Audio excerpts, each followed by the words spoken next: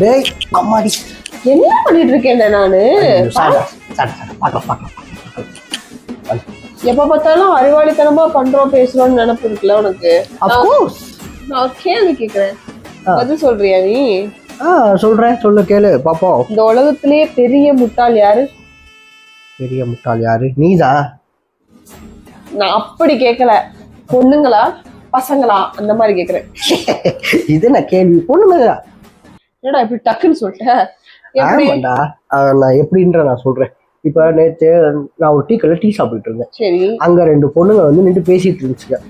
அது என்ன சொல்லுது, ஒரு பொண்ணுனா அந்த பொண்ணு ஹேண்ட்பேக்ல ஒரு பொருள் வச்சிருக்கான்.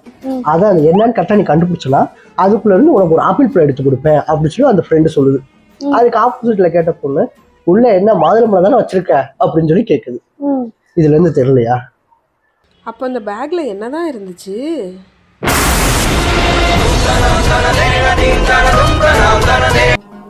உனக்கே தெரியாதா? அப்புறம் என்ன பொண்ணுங்க முட்டாது பையன் உனக்கே தெரியல?